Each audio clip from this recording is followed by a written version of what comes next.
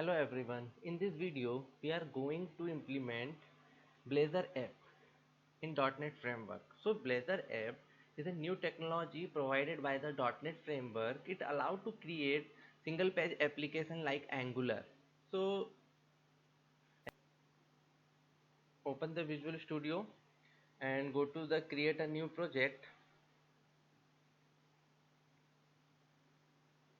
and select the Blazor app and give the valuable name and select the location where you want and create. So you can see there is two templates, Blazor server app and Blazor WebAssembly. So currently .NET developer, so you can see there is two templates, Blazor server app and Blazor WebAssembly. In this video we are implement to the Blazor server app. So why we don't use WebAssembly app? Because WebAssembly is still in preview version, because currently .NET developer has working in WebAssembly app.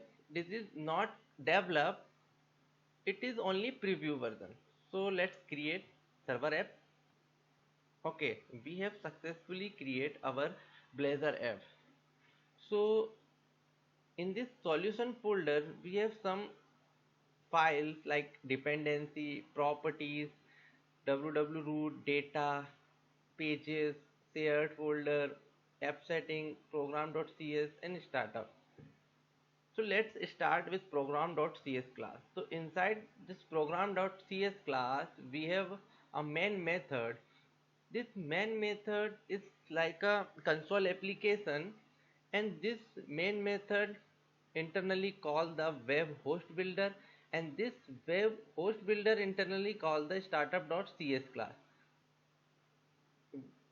Inside the startup.cs class we have two main methods, configure service and configure. This configure service our dependency injection, and the configure service inside our http request pipeline. We can also say this is our middleware. And if you don't know about the middleware, so I will explain in just a bit. And this is our dependency injection. So if you don't know about the dependency injection, so dependency injection is a design pattern is allowed to develop loosely coupled code. Dependency injection make our software maintainable, and dependency injection help us to reduce hard-coded dependency among the software, and it is also used the reducing the hard-coded dependency and tightly coupling among the software. And this is our middleware. In this middleware we can configure our development environment and exception handler, and this is our http redirection and static method. We are configure this, and this is our routing, and this is our main routing. By default our application runs this underscore host page. This is within the page.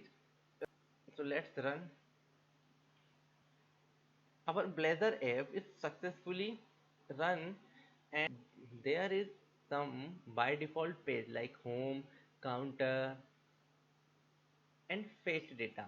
In this counter page you can see our page is not post back, because it is a single page application, and when we redirect in other page we still, you can see our browser request is not sent to the server, because our application is create in server.